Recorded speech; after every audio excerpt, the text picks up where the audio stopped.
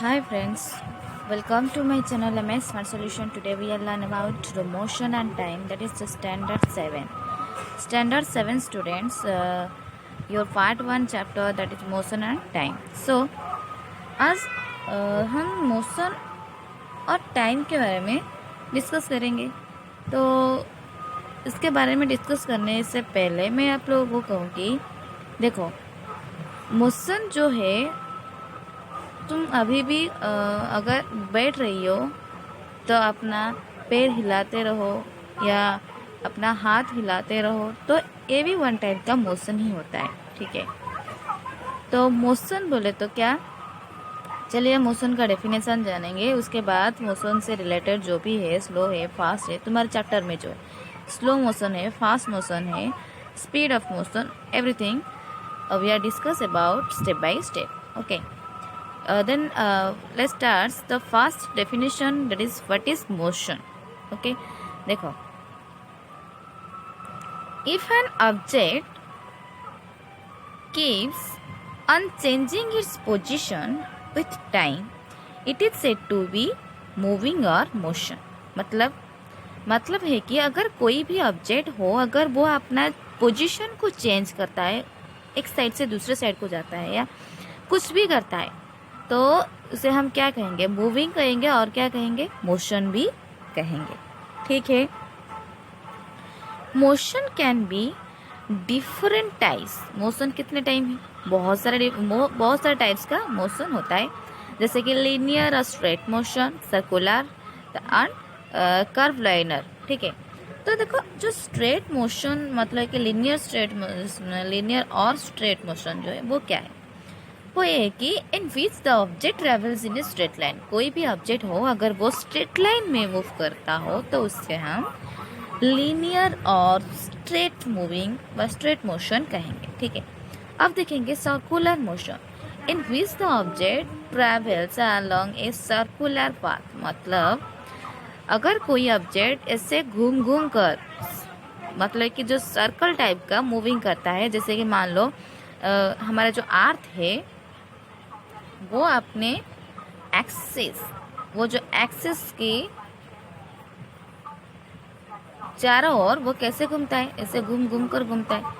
ठीक है, ऐसे, तो जो एक्सिस मतलब कि ऐसे, तो इसे हम क्या कहेंगे, सर्कुलर मोशन। जो अपने एक्सिस के चारों ओर जैसे अर्थ मूव करता है, वो है उसका क्या, सर्कुलर मोशन है।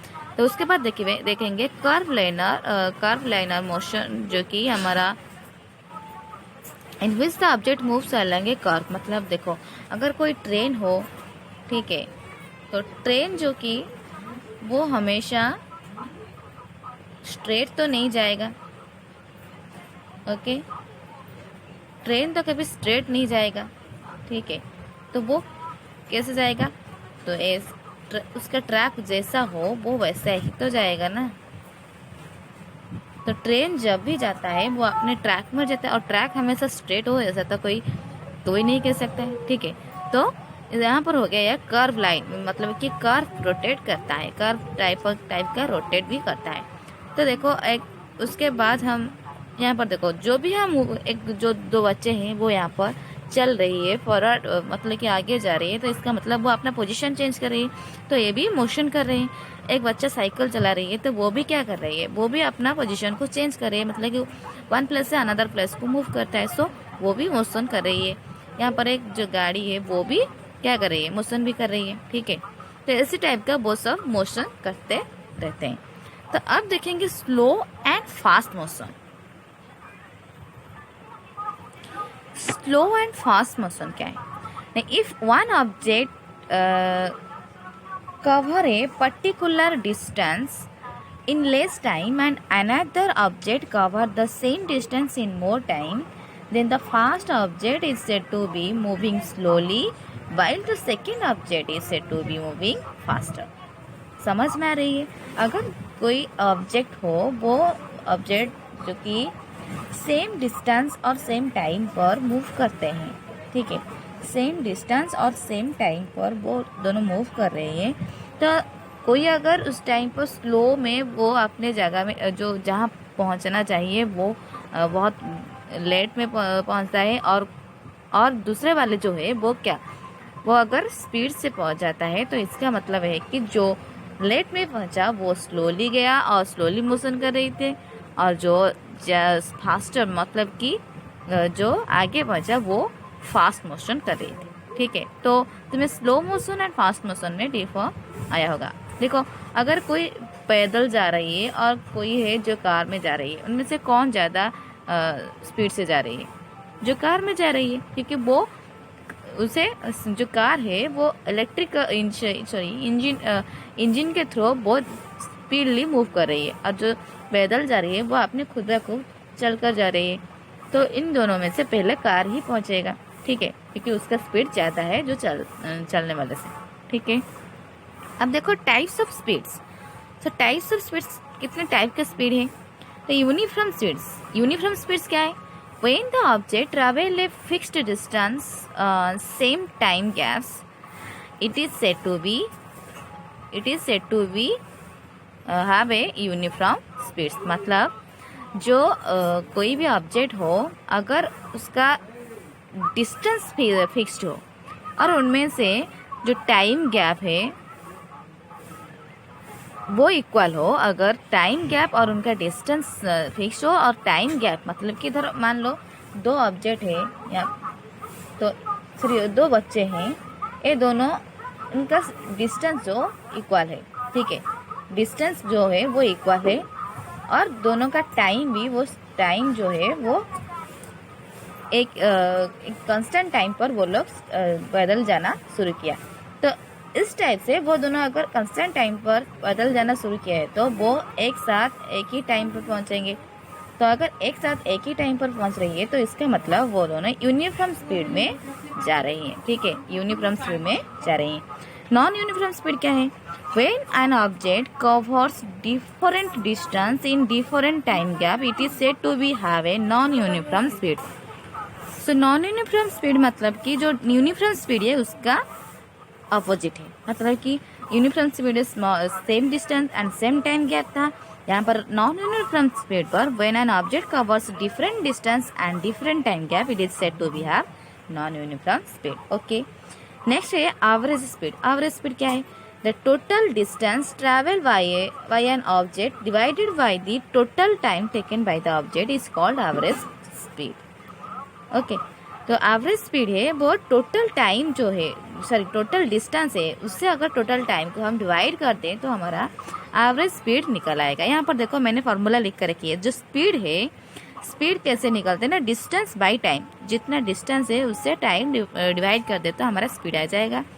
और डिस्टेंस निकलने बोला तो स्पीड इनटू टाइम, डिस्टेंस अगर पूछा जाए तो स्पीड जितना है उसे टाइम को हम गुना कर दे तो हमारा डिस्टेंस आ जाएगा। और टाइम कैसे निकालेंगे? टाइम जो है वो डिस्टेंस बाई स्पीड होगा, क्योंकि जितना डिस्टेंस है उससे अगर स्पीड को हम डिवाइड कर देंगे हमारा टाइम कितना है वो आ जाएगा। तो एवरेज स्पीड तो तुमने अभी मैंने कहा कि total distance divided by total time. ठीक है, so now we are discuss about measuring time. तो मेजरिंग टाइम कैसे मेजर करेंगे?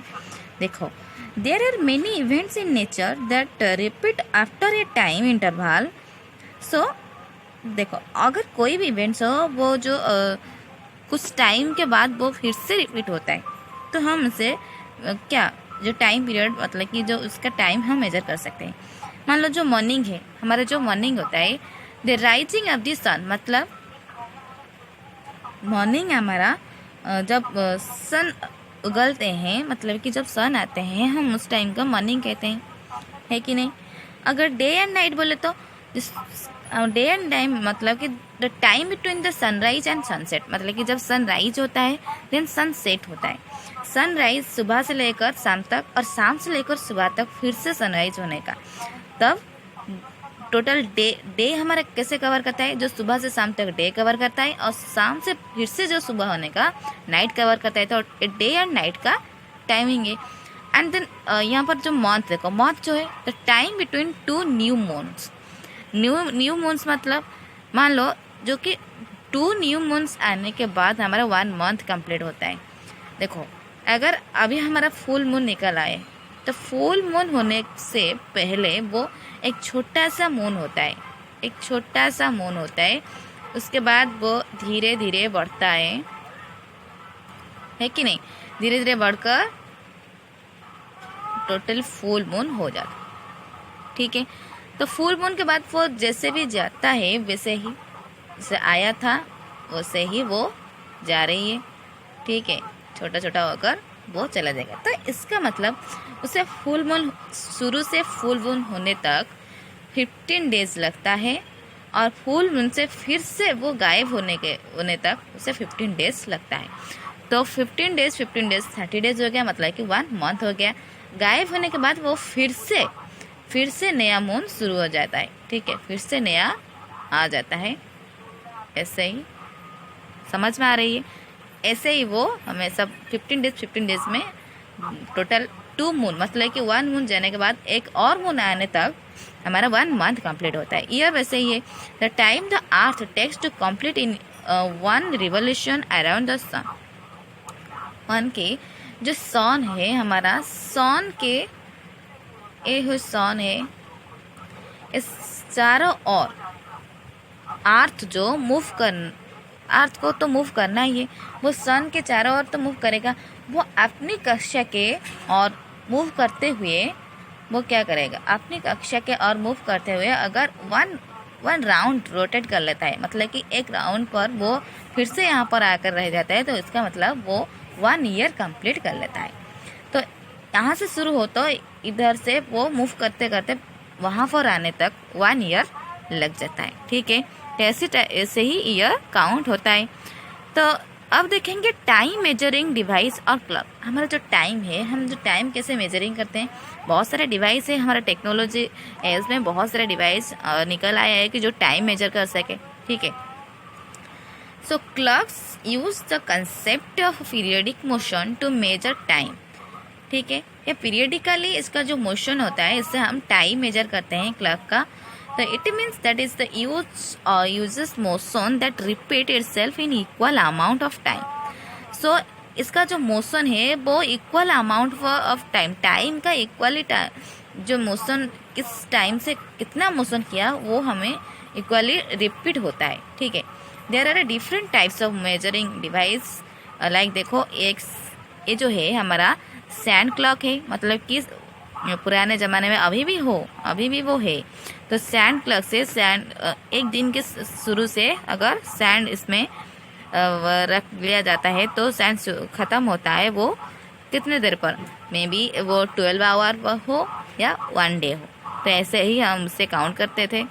और एक जो वाटर क्लॉक है, एक वाटर जो कि हमारा यहाँ पर मैंने एक नल रखा है, नीचे एक जो छोटा सा बाउल टाइप का है, अगर उससे वाटर बहुत small drops are falling here, so you count this type of device.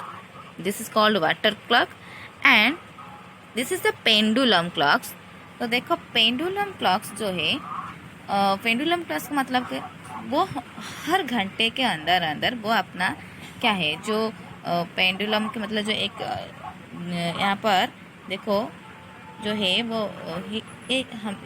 1 our के बीच वो हिलेगा, ठीक है। 1 आवर के बीच ये ऐसे हिलेगा, मतलब कि ऐसे वो एक्सीलरेट करेगा, तो इसको हम पेंडुलम क्लॉक कहते हैं। और एक है जो कि क्वार्टर क्लॉक और वॉल क्लॉक, जो कि हमारा सेल से इलेक्ट्रिकल क्लॉक है, और उसे हम उसके अंदर एक सेल भी रखकर सेल लगाकर हम इसे चला भी सकते हैं, ये भी एक्यूरेट टाइम देता है, ठीक है। और इसको हम अपने हैंड में भी जो छोटा वाला उसे हैंड में भी वेयर कर सकते हैं, और क्या वॉल क्लॉक मतलब कि वॉल पर भी हम इसे लगा सकते हैं, ठीक है।